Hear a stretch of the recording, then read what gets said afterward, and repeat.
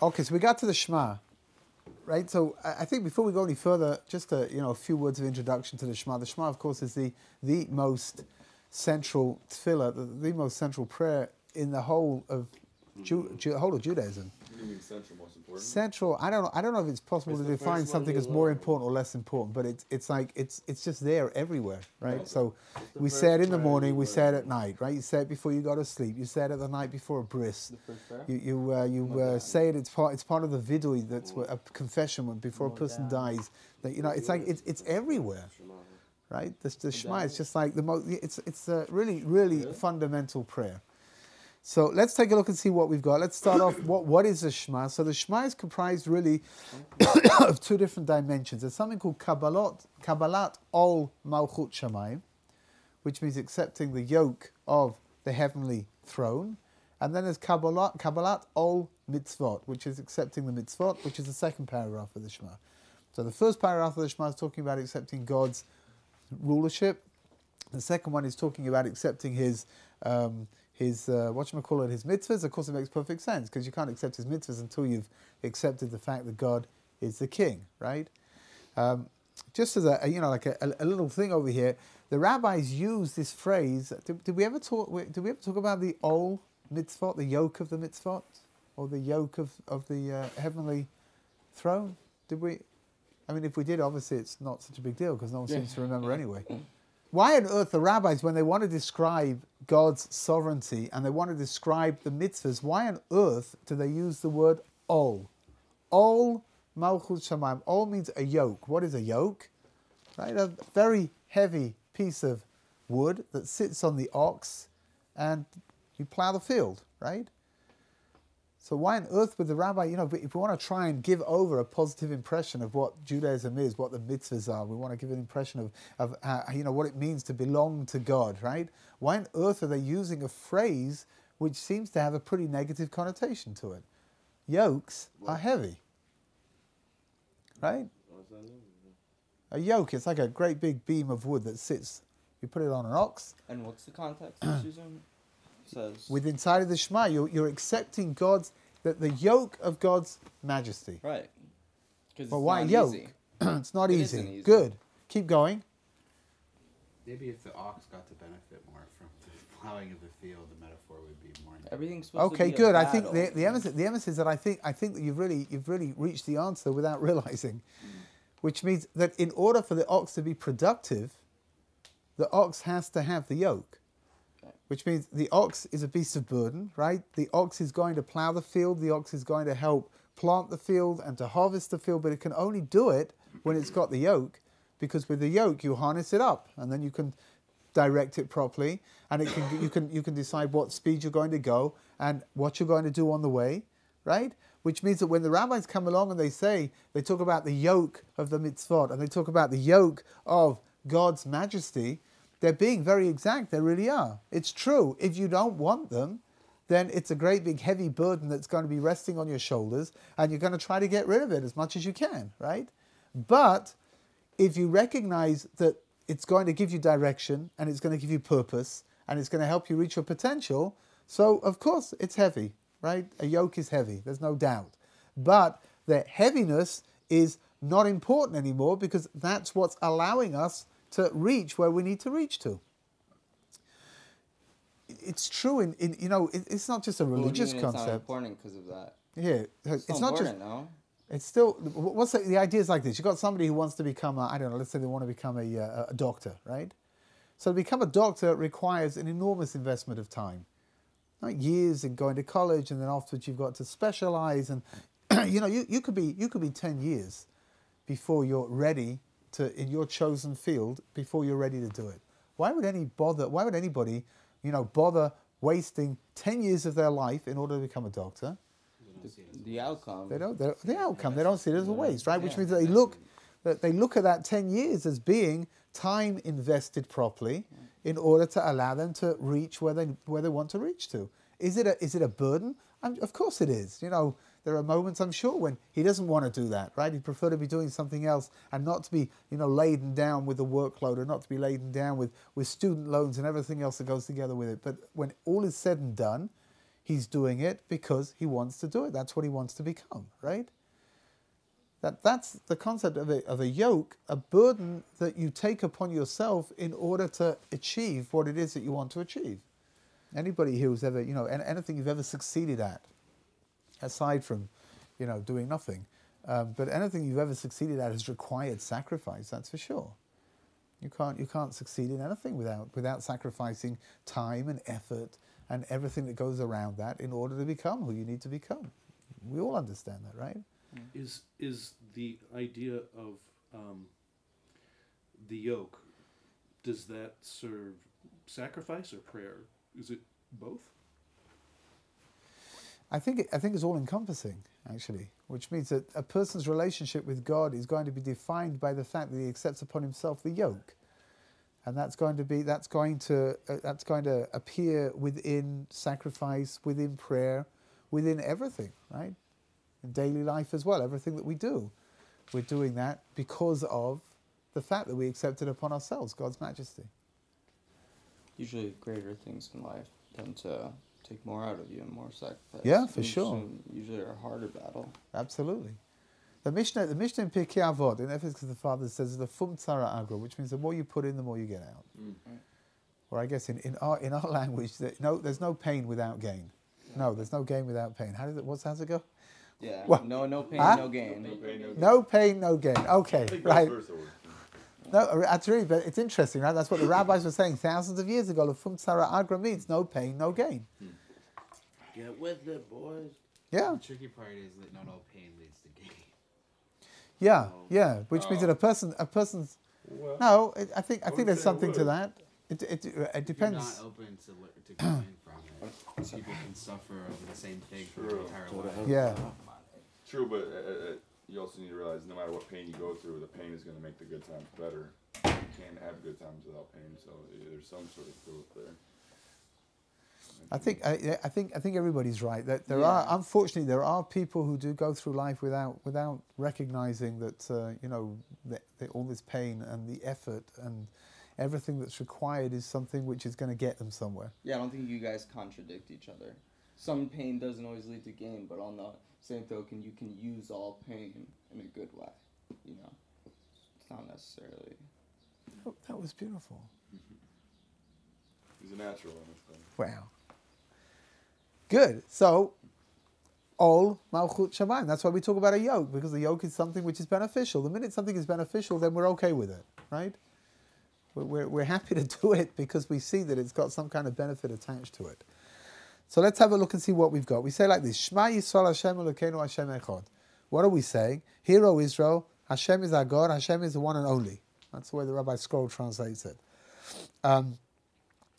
What does Shema mean? Shema doesn't just mean to hear, to learn, to learn, to internalize, right? It also means to obey. Huh? Shema bani, listen to me. Look, listen to me as in listen to me, right? Not are you listening? But listen to me. Shema Yisrael Hashem Elokeinu Hashem Echad. So Shema doesn't mean just hear. Shema means to learn, to internalize, to understand, right? And when we talk about God being Echad, God being one, we're talking about only one entity in the world, in the creation, that can be described as one, and that's God. The Maharal says that the word Echad means something complete, something which is whole. Right? So God is whole. It's interesting. If you take a look inside of the Sefer Torah, if you take a look at the way that it's written over here, you'll see also two of the letters are written big. The ayin at the end of Shema and the dalet at the end of Echad, and that's the way that it appears in the Sefer Torah as well.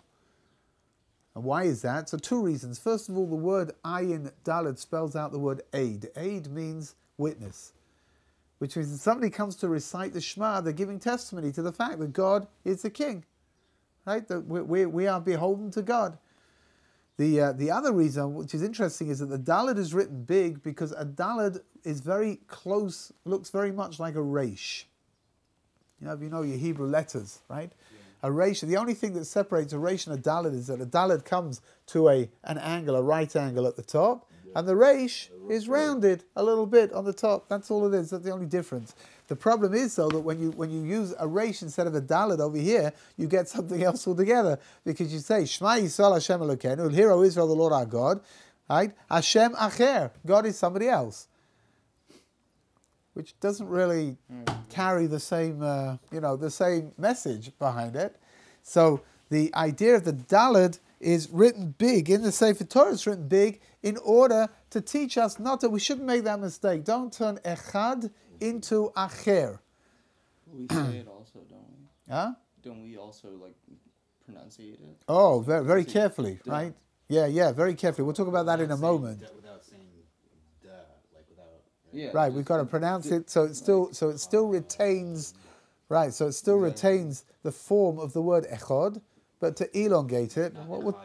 Right, we'll talk about it in a moment. But just Rav Hirsch says something very beautiful over here. He says like this: echad. We're talking about the truth over here of God. So he says that echad, the Dalet, there's no room. You know, the Dalet and the Reish, you just shave off a little bit on the top. It almost looks the same. But when it comes to truth, there's no room for changing anything. Everything has to be exact. When something is true, everything is precise. When something, when you're being flexible with something, then that means that you're not being truthful with it anymore. So you're an aid to what? Huh? Aid. Aid. You're an aid to the fact that God is the king. Here, so you mentioned something very important over here. When you come to recite the word, so the Gemara says, like it's Gemara in Brachos, it says like this: Kol misha marich be'echod marichin yamav u'shnoisav. That anybody who extends the word echad, so God will extend his days and his years. Not bad, right? So, what's the idea? So, before we go any further, what's this phrase? What does that mean? Right? Yamav ushnotav, your days and your years. What's the difference between the two?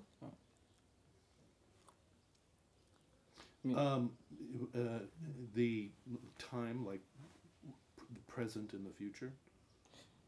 Maybe you shall get more done in a day. Your days should have more involved, and you should have a longer day, and you should have a longer life generally. Okay, so here you're almost there. Shanim, your years, is the amount of time that God gives you down here in this world. Your days are dependent upon you, which means that you can turn each day into something positive. Each day is full of potential. It can be tapped into, right? So when it says that HaKadosh Baruch Hu will elongate your days and your years, it means that you'll live every day to its fullest. And by living every day to its fullest, by definition, your years will be full. They'll be longer than somebody else's years, even if they're exactly the same amount of time, right? Which is, a person can live for 120 years here in this world, and they can do nothing.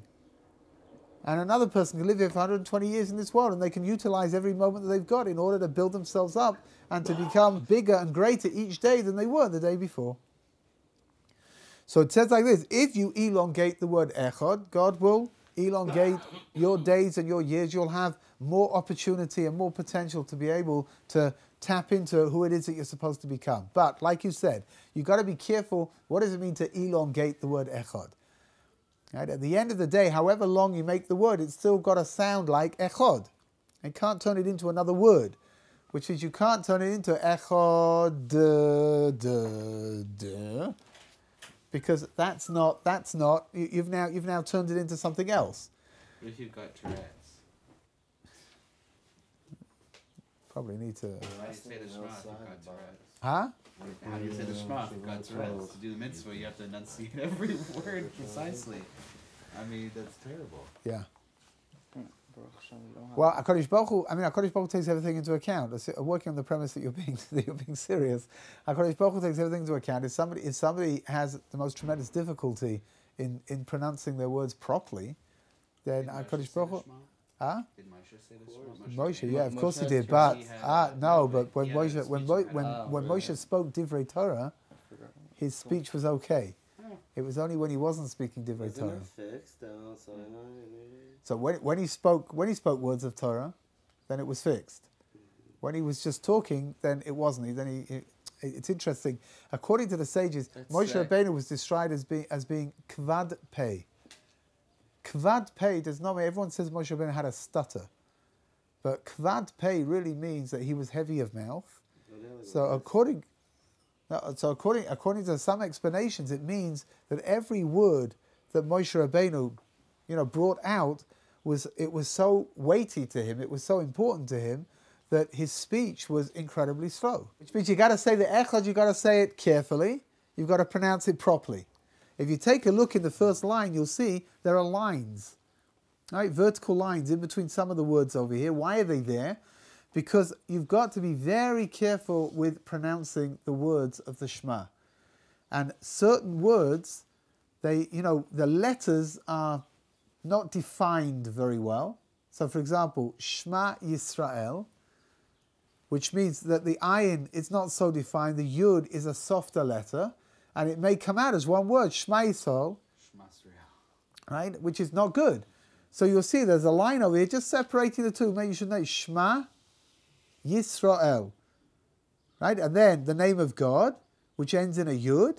So, and the first letter of the next name of God begins with an aleph. So again, you run into the same problem again of letters which are similar to each other. So there's a gap in between the two, just to let you know that you have to make a differentiation between the two words.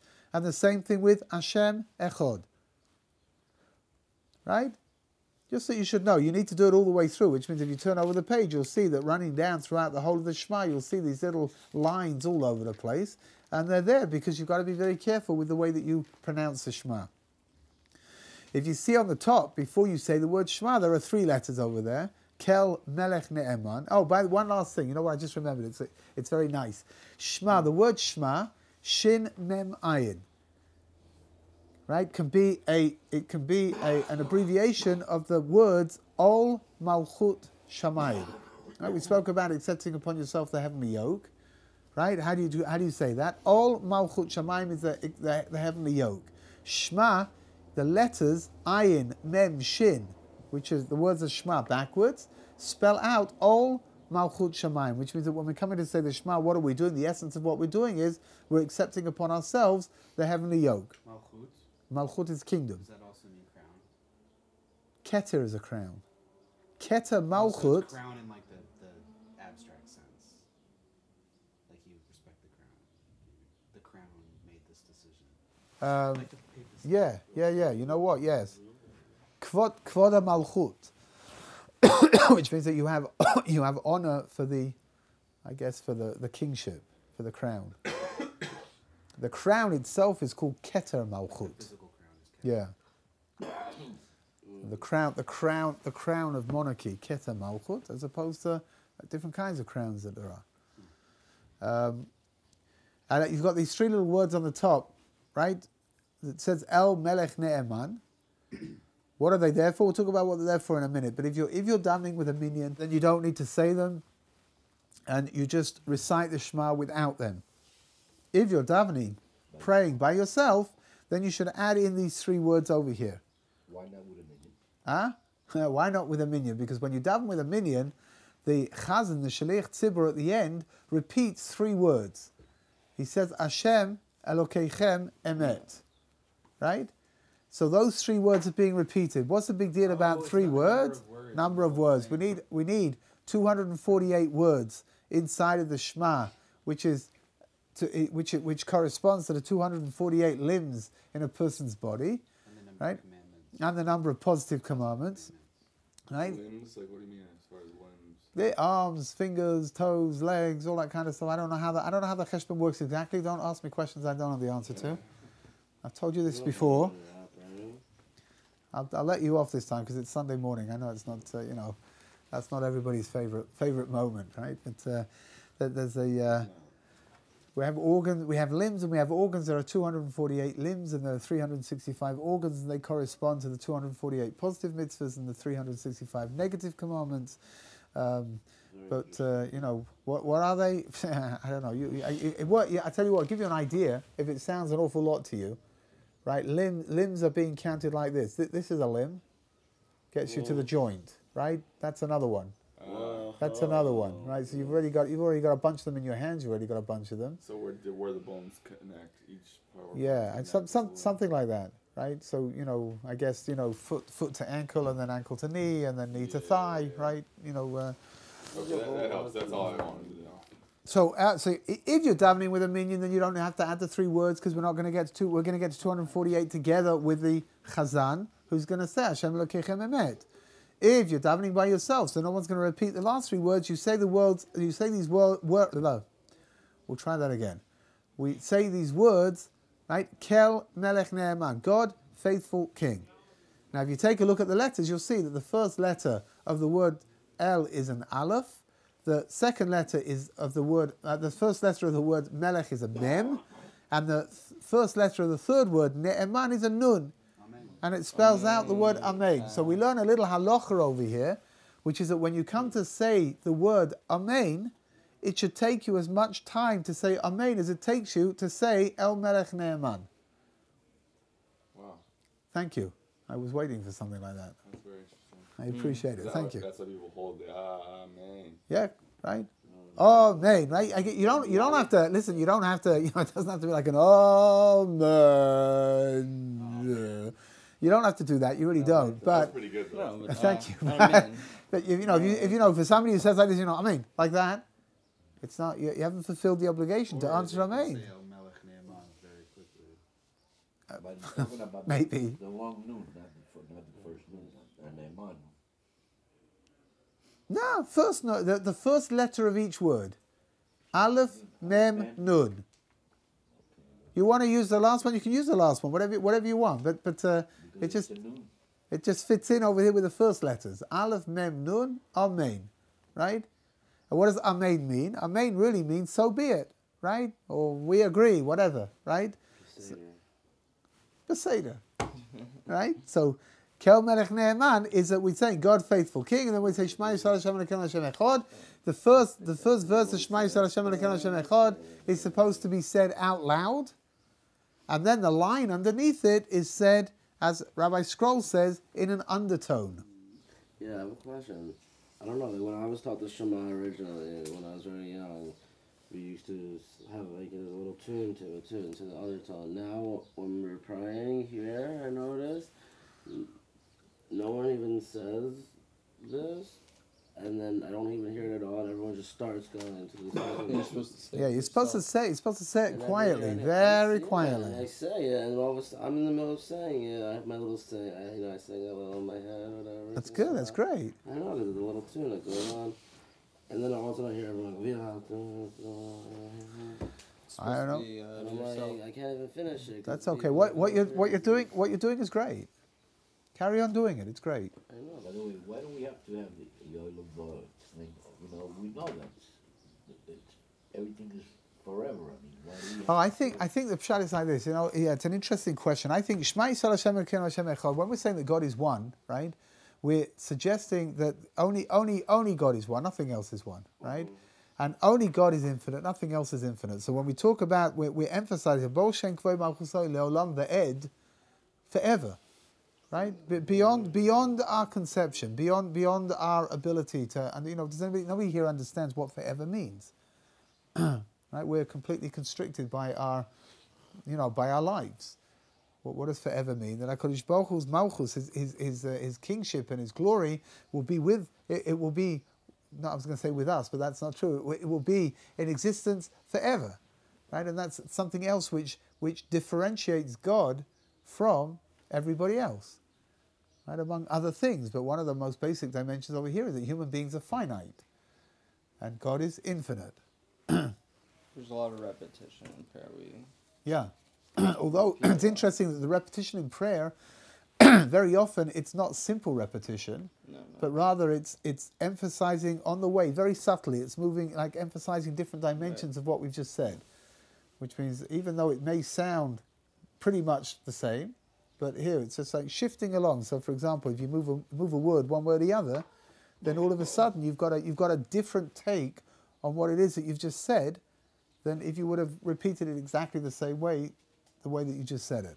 To fulfill the mitzvah of saying the Shema, you have to enunciate the words like very correctly and precisely, right? As well as you can, yeah. If you pronounce it differently than the way the trope and the stress is on the words written Yeah. down in the art scroll, are you Yeah. not fulfilling the mitzvah? Well, again, it depends why you're doing that. If you're doing it because you're still not familiar with Hebrew, then it said the Gemara itself says that HaKadosh Baruch Hu will accept the prayers of anybody who makes mistakes whilst they're praying, if they weren't, if they didn't understand that they were supposed to do it differently. Because there's at the beginning of the art scroll, there's a guide on how to pronounce the Shema. Yeah. based on the symbols. Oh, really? Yeah, and it says Just the Shema? stress. At least in my siddur, in the interlinear there is. Okay. No, it's in here too. And it says that the emphasis, like the stress on syllables, follow the trope. Yeah. Otherwise, it follows the last syllable. Right. Which means that If you in don't general, do that, right, it's in not general, Hebrew grammar, Hebrew is a word but puts the emphasis as normally on the last syllable of the word, right, as opposed to English. However, the whatchamacallit, that every now and then inside of the trop, Yeah, Hebrew grammar on Roman numeral 9. yeah, good, okay, which means like this, that under normal circumstances, the emphasis is going to come at the end. Right, every now and then you're going to come across words where it's not like that. Now, when you've got a trop, which are the notes, that if they're printed together with the word, then it's easy because you just follow where the note appears. That's where you're going to emphasize the word. So would this be Right. So, for example, the ahafta? no, because that's not that vohavto.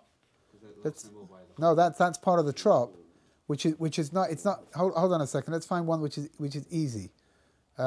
Here, ma'oidecho. Take a look at the second word of the second line. Uvachol ma'oidecho, as opposed to ma'oidcha. Right, ma'oidecho, because the line is over there, and that's where the emphasis is going to be. Vayu hadvarim, right? Ha'ele, which means within the correct pronunciation, lots of words are going to be said without the emphasis on the end, with the emphasis somewhere else inside of the word. Now, are you supposed to do that? Yes, you are supposed to do that. Is it difficult to do? Very much so. Which means that anyone who's reciting the Shema and they're doing their best and it's not coming out the way that it's supposed to, that's okay. HaKadosh Baruch Hu is taking it all into account, which means the Gemara says that HaKadosh Baruch Hu says, I'll accept the prayers of anybody who mispronounces them. If he's not aware, it actually uses the example of Shema Yisrael Hashem Elokeinu Hashem Acher. Really, that's sad. Yeah, That's which means that awesome. That's very comforting. somebody doesn't know and they come along. I mean, that's pretty bad. You know, if you say Ma'oidecha instead of Ma'oidecha, you haven't changed an awful lot over here. You say Acher instead of Echad, right? You've just hit the jackpot in another. You know, Hashem Acher. Oh, God. Elohim Yeah, right. So Hashem Acher, God is another. You just hit the jackpot in heresy. You know, this is like, whew, fantastic, right? You can't do better than that. And The first word, wouldn't the first word be ve'ahafta? Vo'ahavta, yeah, but you've got on the last letter as well. You're gonna have two are they emphasi or emphases? Emphases, okay. Emphasi, or emphasod maybe. What was it? Emphafod. What was it? But vo'ahavta, right? So you've got both, right? Vo'ahavta, right? And then you've got ace. Hashem Elokecha, right? So you see, if you follow along, you'll see what's going on. Hold on a second, somebody who is able to read the Shema properly and makes mistakes, so then HaKadosh Baruch Hu is gonna, he's gonna take him to task for what he's done. Yeah. I'm just curious on the second line that you pointed out, the modecha. Okay, that is a vertical line for the Yeah. emphasis on the dalid. You're saying that the horizontal line on the second word after that serves the same purpose. Yeah. Yeah. It's okay. It's all. Look. Yeah. I think. Turn a shva nach into a shva nach, because that also says that at the beginning of the siddur. Yeah. If you take a look, what does it say? It says like this. Stress, it's just changing. In Hebrew, the accent is generally on the last syllable. Otherwise, we indicate the syllable with a meseg, which is a vertical line below the letter, right? Shiru. A shva na is shown with a line above the letter, Baruch Hu. The thing for us is, in the way that we pronounce, this is very fine distinctions inside of grammar, we don't necessarily make a differentiation between a meseg and a shvana. When we come to pronounce the words, so we're putting the emphasis on a particular letter, right? Otherwise, it's going to come at the end, right? That's just the standard pronunciation means that the emphasis is going to be on the last syllable of the word. Like metzavcha. Where are you? Normally it would be metzavcha because the first word of the third line, because the shva comes after a short vowel. Right. But in this case we would say mitzavecha. Mitzavecha, because you've got it, right? You've got the line on the top of the vav. You see it? Over here. But the Mitzavecha. Otherwise it would be mitzavcha. Right? It's just shifting the emphasis from the end to the second from last letter. Yes. Boys, I can see that when we come to speak grammar over here, you are rapt. I can see this. I was hoping someone would make a comment like that. I can see it. Look at this. Everybody comes in at the end. I think we're gonna call it a day over here.